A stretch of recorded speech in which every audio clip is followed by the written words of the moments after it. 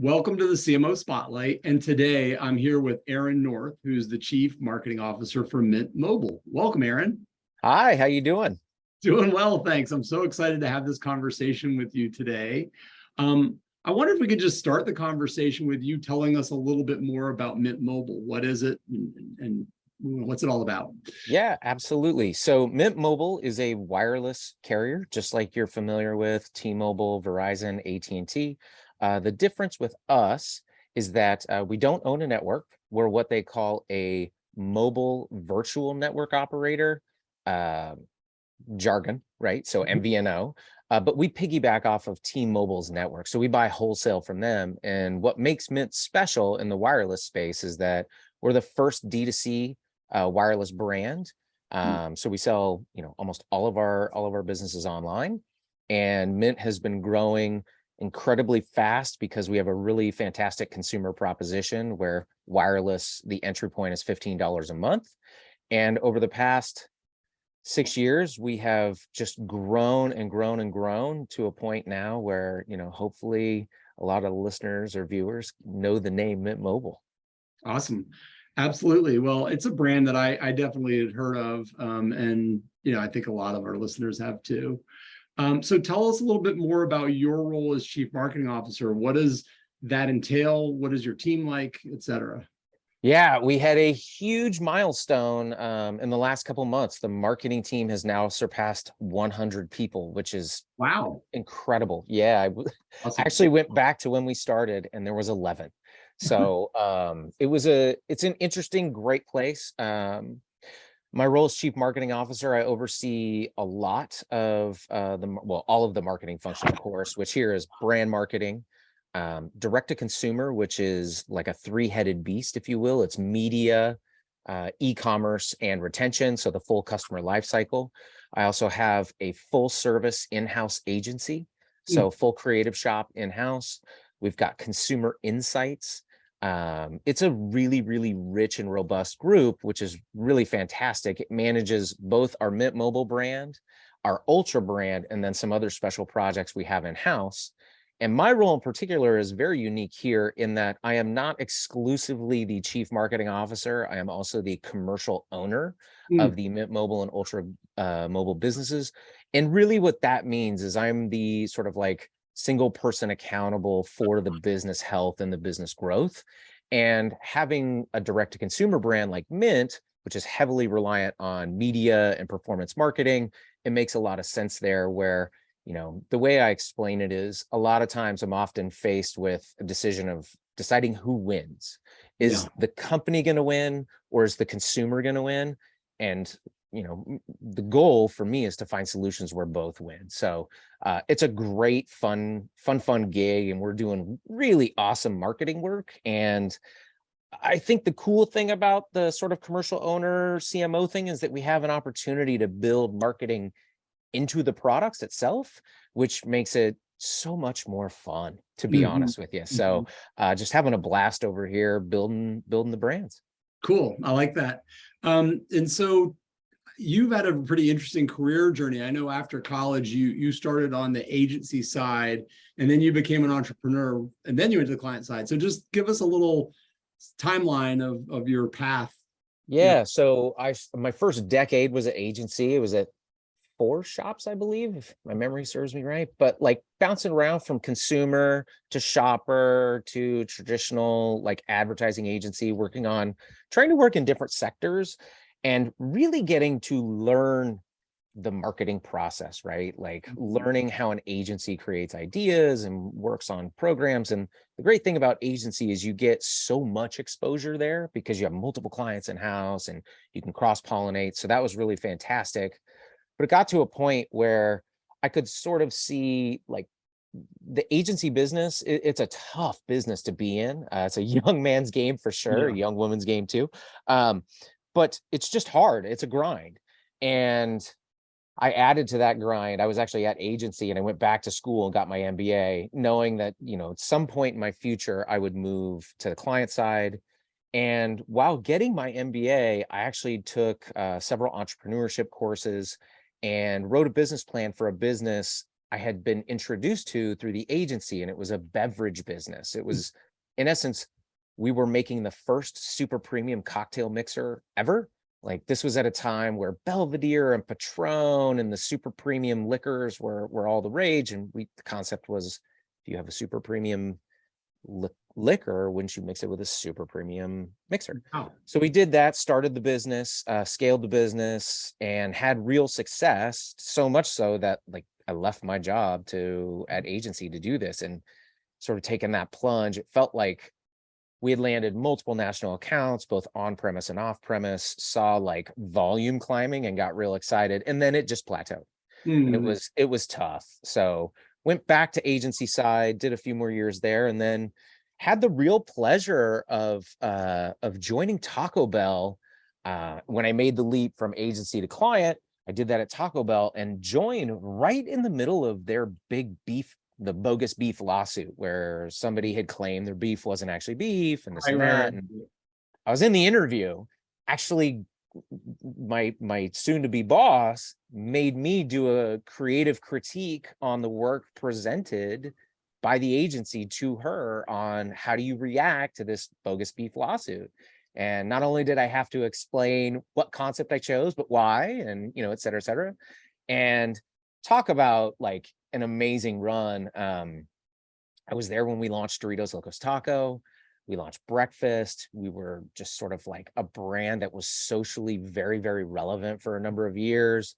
And we were able to do some very, very fun marketing, but also some structurally really sophisticated stuff. We changed the brand archetype. We changed how we marketed the brand, food from fuel to food as an experience, and how that wrapped itself into not only communications, but the products we were developing. So that was an amazing sort of like PhD, if you will, in marketing, because Taco Bell produces new products every 6 weeks on average. So we were launching, gosh, between primary and secondary windows, 12 to 14 new products a year, plus another 6 or 7 test markets. So you're ready for the year after. So I was creating hundreds of ads. Like, I have a book that is massive, and I'm really proud of a lot of the work we produced there. And it really set me up. I was cold called and eventually recruited to join Ultra Mobile, which is the sister brand, the original brand for this company, because it was the fastest growing company in America in 2015, and they had no marketing department, no formal traditional marketing department. There were people working in marketing here, and I took the opportunity to take the challenge and grow the marketing department here, sort of uncovered this awesome thing they had called Mint Mobile, and was really instrumental in bringing it to life and growing it with the team. And it's been such an incredible ride to work at Taco Bell and see us go from, you know, we were minus 700 million in sales the year I started, and we were adding almost $1 billion a year each year with all the new product innovation and growth. It was so fun to now come here and see something literally go from zero to skyrocketing as this hot brand. It's been a thrill. I'll be honest with you. It's been really, really fun. It's hard, but we love it. Like, we're having such a good time. Well, then, so how do you cap that? I mean, what you've been through, you've been on 2 rocket ships so far, it sounds like. And then at some point, the rocket ship does level off. Does it become less exciting and you got to figure out what's next, or do you have to create new challenges for yourself? Well, I mean, with Mint, we're taking an approach very much like sort of the airline sector, where we're trying to right the wrongs of the industry. So a lot of what we're doing feels really good and is really fun. Just recently, this last year, our competitors, Verizon and AT&T, raised their prices because of inflation. We saw that as a huge opportunity. We created a deflation promotion where we lowered the price of everything. And it didn't have to do that. It was really fun to do it. Sales skyrocketed and we had a blast. And it was just this great, fun thing to turn out in the marketplace. So I don't think like it levels off. I think it becomes more exciting and interesting, and you're willing to test and try new things. We just dovetailed off of that 4 days ago with an ad with Arizona Iced Tea where, of course, as everybody knows, Arizona iced tea has been 99 cents for 15, 20 years now. We did it now with Ryan and the owner and founder of Arizona Iced Tea, and we call it the League of Non-Inflationary Gentlemen. Like it's so much fun. You sort of just you love doing it, right? Like, so I don't think it sort of steadies out. I think you make the future. And if you're continually pressing and innovating and doing neat stuff, like each day is a joy. I love that. And I do think that at the end of the day, if things do start to level out, that means you could be even more creative with something fresh, and new, to then try to get that next rung on the ladder, so to speak. Absolutely. And we have lots coming. Some of these things we do, we live in the world of fast advertising, where we are reacting to the marketplace and creating our own momentum sometimes. But then we also have planned work we have to plan for, and some of that stuff is very, very good. I can't wait for it to come out. Cool. So I'm curious if there's a piece of advice that either you wish you had gotten early in your career, or maybe some advice you would give to somebody who's relatively new in their marketing career. Yeah, I interview anybody who's coming into our team. So I interview a lot of folks, and I give the same advice to everybody who's young in their career. It counts where you land. Don't focus on money. The brands and the places you work matter, particularly early in your career. I would say you don't necessarily need a big name. You need a name of a brand or an agency or a company that is known for high quality marketing, right? Like, I think it doesn't always have to be, I love these agencies, but it doesn't have to be Deutsch. It doesn't have to be Chiat, 72 and Sunny, Wyden, right? Those are exceptional shops, but you could also work at places that are doing very, very smart things with big name clients, right? Those exist out there. Or if you're going client side, go to a place that is known for producing pretty important and interesting work, even if it meant taking less comp. Like, you're young in your career, you're in marketing, get used to not making any money. That's the life. I lived on Del Taco the first several years of my career, right? But when you have these names or brands, this is really what we're talking about here in marketing. When you have these high quality brands on your resume early, and you could say you were a contributor and you learned, right? You grew because of these experiences. That's the type of thing I'm looking for when I'm hiring, is how are you going to bring value to us beyond the explicit, things you need to do for the job? Like, how are you going to make us a better group? That diversity of thought, smart, creative problem solving, that's really what I want. So I try to coach people to go get that early in their career. I love that. And I think that there's the Venn diagram of stimulating work and powerful work that will show through later when it counts, when you're having an interview or something like that. Yeah. And I mean, look, we create some irreverent work, but I would still say it's really interesting and compelling. We created a program called, we celebrated Bobby Bonilla Day several years ago. And Bobby Bonilla, for those who don't know, is known for having the greatest baseball contract of all time. Right. He deferred his current income to basically his retirement and got a 20-year annuity that is like a high return on interest annuity.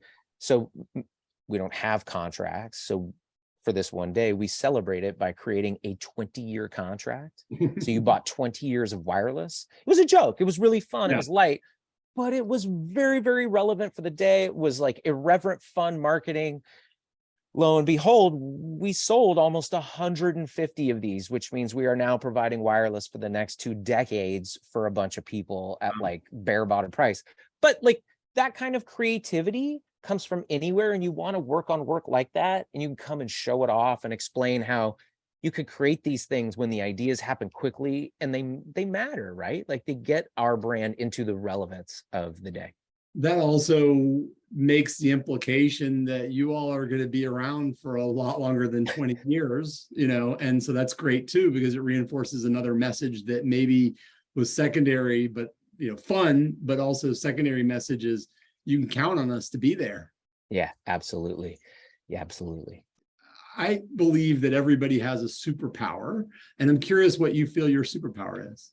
Yeah, so I mean, let's be honest with the audience. I got that question early, and this is one that like I really had to think about because I just, I work hard. Like that Mamba mentality would be the closest thing I could say to that. And for those who don't know what that is, it's like Kobe Bryant was one of my heroes, or is one of my heroes, and he just talks about work and the grind. So if I have a superpower, it would just be relentlessness and just nose to the grindstone.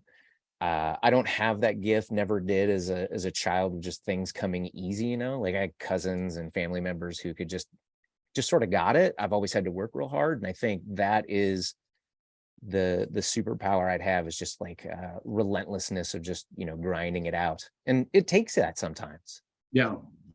I'm curious where you find inspiration, either for yourself or for your team, your marketing team. Yeah, I mean, I think you could look at you can look at brands, you can look at people. I think for us, when it comes to work, we take inspiration from anywhere. When we were building Mint, it was all about looking at sort of our direct to consumer contemporaries and the innovations they were doing and the things we could bring there. I think when it comes to creativity, though, you typically draw on life experiences more than you draw on brands.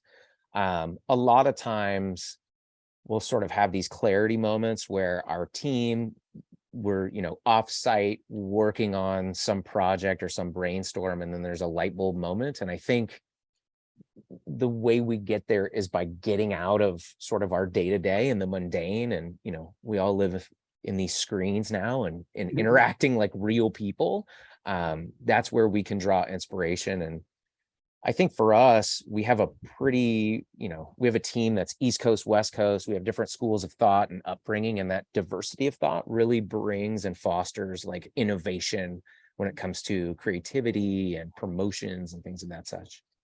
Nice.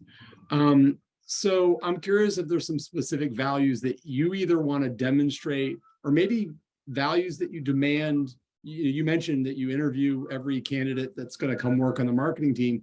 Are there certain values you're looking for, or that you demand for somebody to be on your team? Yeah, we have 4 core values for our company. We take them real serious. I was here when they were authored, so I helped write them. But if you think, I'll give them to you real quick. One is ownership. So we expect everyone to be taking pride in what they do, owning the output. Plus, everyone here is an options holder, so there is that sense of ownership there.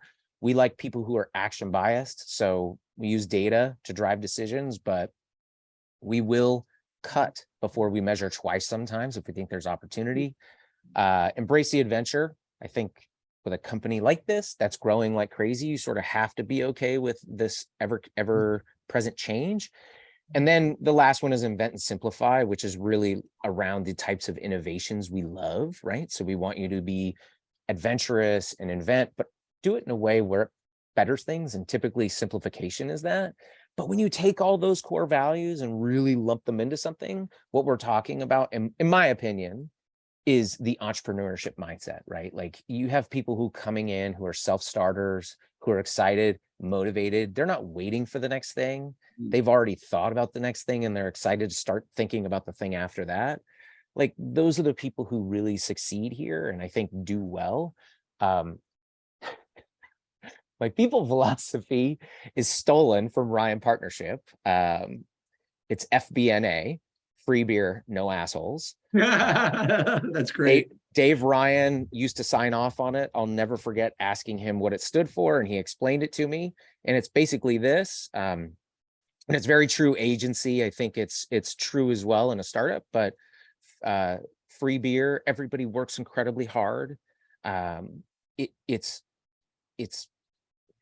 It's tough going at an agency. If you've worked there, you're sort of nodding along. If you haven't, just imagine your workload times 3, and that's every day. So there will always be a reward in the fridge. And Dave was a beer guy, so there's always going to be free beer in the fridge. And then because we work so hard, and because the mindset of an agency, right? You've got procurement you're working against, you've got clients you've got to satisfy, you've got other agencies nipping at your heels, you've got production you've got to finish. Like the last thing you can do is work surrounded by assholes. Like we're not going to create tension within the agency. We're just not going to have those people here. hence FBNA. And that's why I interview everyone. Like, I don't have the technical acumen or a complete understanding of the skills a lot of these, very, very intelligent people bring to our team. And I tell them that up front, but like, it's a vibe check, and I want to make sure we're bringing people who are going to be net benefit and contribute and grow the team. That's what I'm really looking for. Absolutely. Well, you mentioned that you have a pretty large, hitting that milestone of 100 on the marketing team, and that you have a pretty large internal agency. Internal agency always makes me chuckle a little, and you probably remember this from your time at the agency. The kinds of people that go to work for an agency are the kinds of people that want to work on maybe wireless carrier one day, maybe automotive the next day, maybe food and beverage the next day, and something else. So I'm curious, beyond the internal team that's pretty robust, do you work with external agencies, and what are there certain disciplines that you want to always get from outside because you get an outside perspective? Are there certain disciplines you definitely want to keep in-house because they're core to you? Yeah, well, let's just dispel the fallacy of I work at an agency, so I get to work on everything. It's so crazy over there because they want people who know automotive and work on automotive, Yeah, right, working right. on automotive. I know I was there. I wanted to work on automotive because I love cars, but I never had the experience and I could never get over there. Now I'm not a creative, but I think it's much harder to do.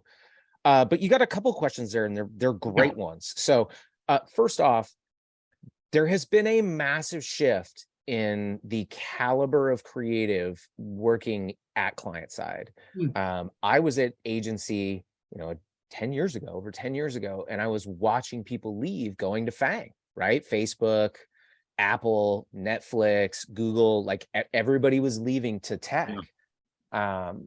People who stayed in the space are now moving client side. You just see it because the agency grind is a killer. And like the upside and the way we engage, like our creative team are creative problem solvers for us. We don't look at them just to do design or copywriting. So they're really engaged in a lot of what we do, which I love. But we do use outside agency big time. At one point, we had rostered 7 shops for Mint Mobile.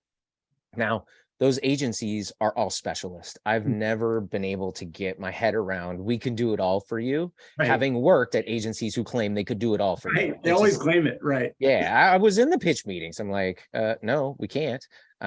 We hope we could, but we've had, so we use Maximum Effort, Ryan's agency, for, broadcast creative and some of our long form narrative stuff. We've got TV buying agency. We actually just finished in-housing digital media buying, although we still use our digital media agency for analytics. We have a podcast and sort of digital audio agency. We have a PR agency. So, I mean, you could see how we use agency to specialize in certain things, but the one thing I would never, ever, ever offshore to agency is strategy. I think you have to hardline, wall, moat, fence, protect your strategy in-house. Like that is the driving force of your organization. For us, a lot of our brand strategy drives our business strategy because it is a performance brand. So we keep that very tight to just our core team. Yeah, at Setup, we're matchmakers, often connecting brands and agencies together. So we don't live, and we're not on the agency side, we're not on the client side. We live kind of in the middle space. And we definitely see the pendulum swing back and forth every couple of years between an agency of record and a bunch of specialists. And we already know the value of both, right? An agency of record means there's one neck to choke, and you're willing to give up some discipline expertise in exchange for having to manage one agency instead of managing 6 or 7. Right. But you don't get best of breed. With specialists, you may get best of breed in a specific marketing discipline or specific disciplines, but it's more work to manage more agencies. I totally agree. Wholeheartedly agree. And having been in those places, we've gone the specialist route. And the challenge and the thing that I'm really proud of our team is how, I mean, whatever you call them, all hands agency meeting, whatever you're doing, we do I think, an excellent job of making sure our partners are treated like partners, not outside vendors. They know what we're doing, they know why we're doing it, and they know what is expected of them in that thing we're doing. And I think having that transparency, allowing them to have input in the vision and sharing their points of view brings them in tighter as partners, but we are the driving force beyond where we're headed. Yeah, and it sounds to me like you often have meetings where you'll bring together multiple agency partners in the room together so that you can share with them the larger strategy and make sure that they're all, not trying to eat each other's piece of pie at the table. They each have their own slice of pie, and you want them to focus on their pie and not everybody else's at the table. Is that true? Absolutely. And this is a history or a discipline I've learned when I was at agencies that were small and I was working on the pedigree business, right? Big, huge consumer packaged goods, Mars, Master Foods. We had a small role in that, but got to see how the architecture worked when you're doing a big campaign launch. Yeah. Then when I was at agency and we were the lead, the big dog, how we did that at Taco Bell too. We would call them summits. Like when you have a gargantuan launch, like the Doritos Locos Taco thing ended up being $1 billion its first year, just that one shell, right? Like to bring something like that to life, you have to have a coordinated approach.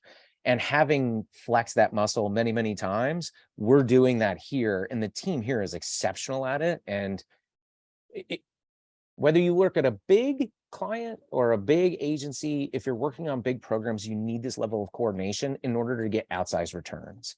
If you're looking at programs and they're not working, it's likely your integration way upstream. Like, is everybody working off the same brief and have clear objectives?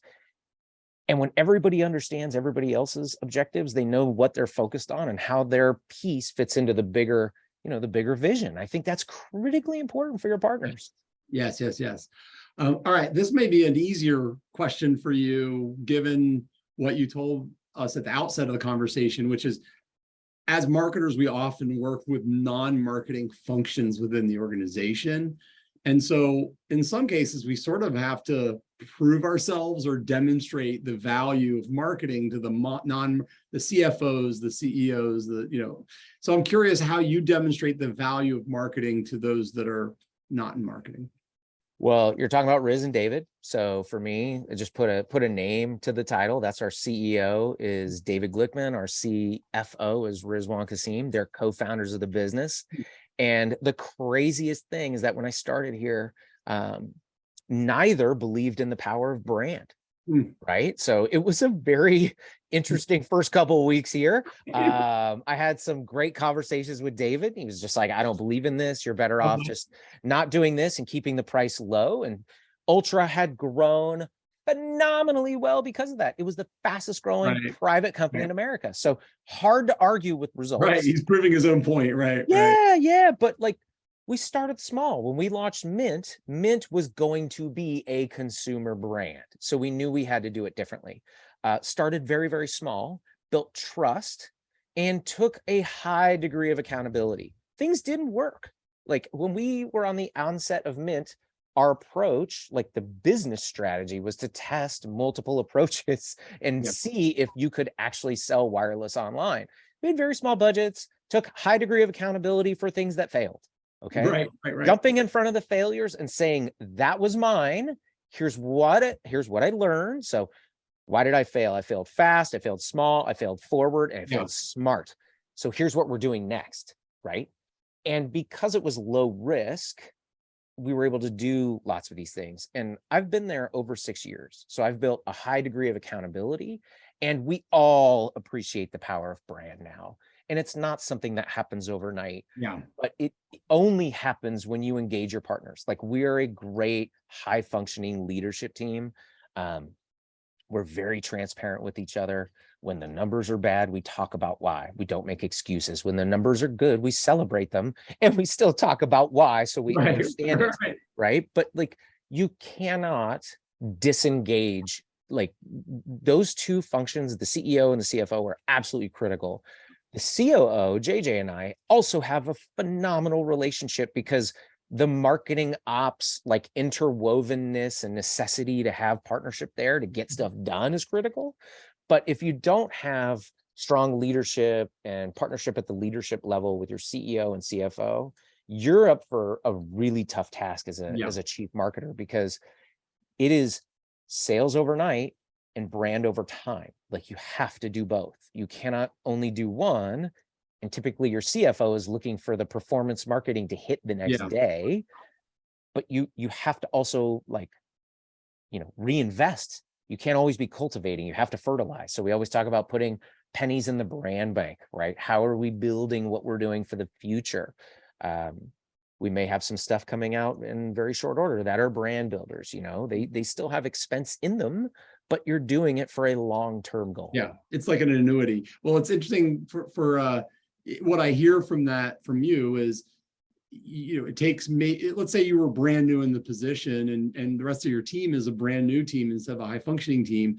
You do need to show some quick wins as a marketer that are, to your point, the sales, move the needle and show the ROI early, while you're also investing in the long-term brand building. We always used to joke that, Nike puts the swoosh all over the place.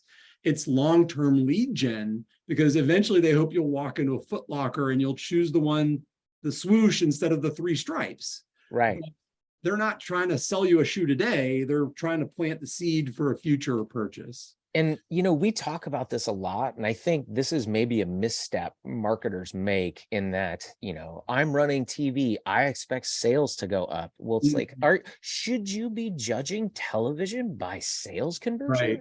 Because the way I understand it is, television is an awareness driving vehicle. So are you driving awareness? Shouldn't that be objective? Yeah. Now, does your creative have a call to action or something? Like, what are you doing? So to make sure, I think the misstep marketers make today is they put broad goals on very specific tactics, and you need to get specific with what the objective is of, we're putting this, we are buying television commercial units for X. Does it deliver X? Like, just be smarter with how you evaluate. Yeah. All right. I have one more marketing-ish question, and then I've got some questions just for fun that have nothing to do with marketing. This one is there a campaign or program that taught you a great deal, either because it was a miserable failure and you learned a lesson that you really needed to learn, or was a huge success? And I'm hoping you'll pick one that was a failure, because we heard about a couple of the success ones. Yeah, I think, well, I've got tons of failures throughout my career. Let me just tell you, you've got to have thick skin, right? Down 8, up 9 is sort of like the mentality you got to have as a marketer. But there have been lots of things that have failed. I think, look, I was on the agency side, and I remember pitching concepts to clients going, there's absolutely no way if they choose this, we'll be able to do it. Allowing it to go to the client and the client selecting it, we were fired. Right. That wasn't the single thing that got us fired, but I was at an agency where we lost a client, and I'm pretty sure that had a material component to it, because it was a very high concept ad that ended up creating the need for a ton of rights, like licensed footage. Oh, right. We could never, ever get. Right. There was no way we were ever getting it. And if you have done this type of work before, you're looking at 6, 8, 9, 12 months to get this type of like licensing, if you can even purchase it. There was no way. And like, the lesson there was, don't bite off. Like it can't be don't bite off more than you chew, but don't pitch something you're not capable of doing. And then I would also add to that, like, this is the mistake we would make hundreds of times throughout my careers.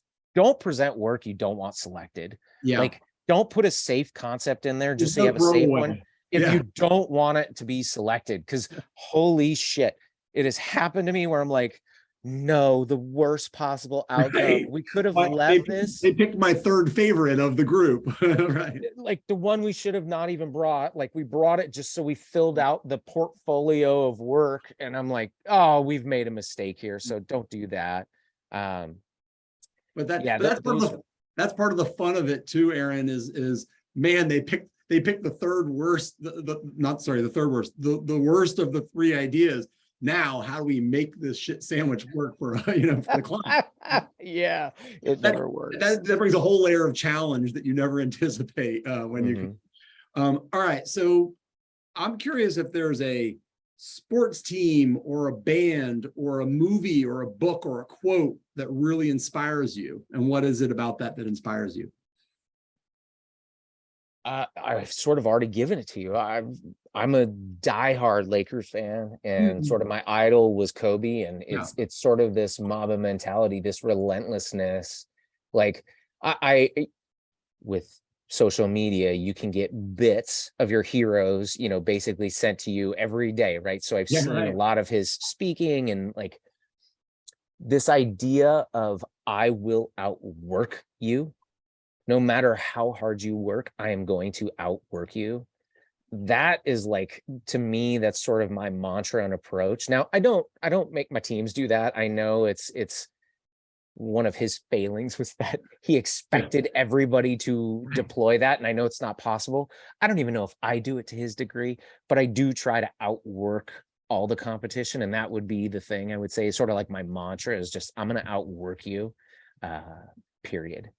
Yeah, yeah. Well, and I think that there's something to be said though for at least having an expectation that your team is going to put in the work, and it's not going to, there's no cruising. It sounds like in your organization, it's not like you have to hold everybody to the accountable level that you might hold yourself, but pretty close. And then the other thing I liked that you said earlier, which was that instilling that sense of entrepreneurship and that sense of ownership causes your team to feel that they're working for something larger than themselves. And it's, we hear a lot about companies with purpose, and people want to work for companies that have purpose. And it sounds like, at Mint specifically, you're focused on everybody's a figurative owner, but they're also literal owners in some sense too. Well, and I'll tell you, it's that, and it's also you've got to create an environment where people feel safe, right? So I'm talking about idea safe, right? I love failure. I talk about failure all the time because I keep saying failure's okay, because we minimize how we fail: small, fast, forward, affordable. But really, what that failure is a pretext for is risk. I want my teams taking calculated risk. I want them doing it all the time, because it's all the moves that have been calculated risk we've taken that has had outsized returns. Yeah. Right. So we place a lot of little bets across the board. And when one of them hits, we immediately push in heavy against it. You don't get that in an environment where people are looking over their shoulders. They're Yeah, worried yeah, about their jobs. They're like, I'm going to be in trouble. I jump in front of bullets all the time. I love it. I'm like, hey, we're doing great. I can take the hit, right? Like, I will take the accountability. What did we learn? Why did this fail? How are we going to be better? And that makes the team just love what they're doing, right? They come to me with stuff and I'm like, I don't think it's going to work, but let's try it. If you think it's going to work, let's give it a go, right? That attitude and that approach, we don't have an idea graveyard here. yeah. That's one of the cool things, is every idea's got some kernel or some nugget. If we can't use it right here, we might use it over here. So I think that's important in marketing, is you're a place where creativity and free thinking is welcomed. Mm-hmm. I love that too. All right, so two more quick ones. Is there a brand that you've never worked on that you really admire or respect, and what is it about that you admire most? Yeah, I've been really fortunate to work with some cool brands. I don't know. I've always wanted to work in the automotive field, just because I love cars. Sort of a gearhead, although I break stuff when I open it, so like I don't actually wrench. Yeah. But maybe an automotive brand. I mean, who wouldn't love working on a sports car brand? It just seems like it would be really fun. But So what's you know, your I dream? also What's your dream car then? we have a Porsche racing experience in Los Angeles that I've done. And that I'd never driven a car like that before. So that became my favorite car ever, just right after that experience, because I'll probably, never get seated in one of these other fancy cars. But I'd say the 911 is just the quintessential amazing sports car. We have Porsche North America is based here in Atlanta, and they have a large driving experience as well. And I haven't done it yet, but it's on my bucket list for. It's so worth it. Like, ask for it for Father's Day, birthday, Yeah. Christmas. But I I tell you, they actually want you to get on it, which was unexpected. I'm used to like, right. oh, hey, this is $175,000 sports car. You keep it easy. No, we went to this like quarter mile or half mile straightaway, and we were doing launch control where I'm like, he goes, he tells me, he's like, don't touch the brakes into the turn. You're going to have to accelerate to use inertia and momentum. I was like, here we go. Right. Like, so yeah, like I highly recommend it. Anybody who's watching should give it a try. It's well That's worth it. cool. All right. So last question is, other than your family and other than cars, curious where you find joy outside of work. Do you have any In the other ocean. I'm a surfer. Nice. Yeah. We're in Laguna Niguel, I think. Yeah, in Southern California, and I've surfed my entire life, traveled the world, going to different surf destinations, absolutely love it. And several on my team surf as well. So we find, sort of like relaxation in the ocean, and also we'll end up talking a little shop out there. But yeah, really a nice way to get away. The cool thing about surfing is you come back so physically depleted. There's just this like calmness that comes over you, right? Where you're so physically exhausted, you can't do anything but sort of sit and think. And, it's a really neat way to sort of clear yourself completely, come back to a problem, and just be really focused and fresh, because there's nothing else you could do. You're so beat. I love that. That's it's funny. I had the opportunity to go back to my alma mater for a big significant anniversary or reunion some years ago. And the headmaster of the school said, I want the students at our school to finish feeling depleted, not worn out. And I loved that idea of depleted is different than worn out. Yeah. And it sounds like a perfect hobby to, you deplete your reserves, and then that leaves you in a state or condition that allows for some other valuable things. Oh yeah. I mean, to get it any good, you have to go pretty early here. So those of us who go are up at 5 a.m. It's dark, right? You head to the beach, and it's definitely an early start to the day, and it's typically pretty cold out here. So you're awake and you're rocking and rolling early, but it leads to a fun day, I like that. All right. Well, Aron North is the Chief Marketing Officer of Mint Mobile. Aron, this has been a fantastic conversation. Thank you so much. Yeah, I've loved it, Joe. Thank you.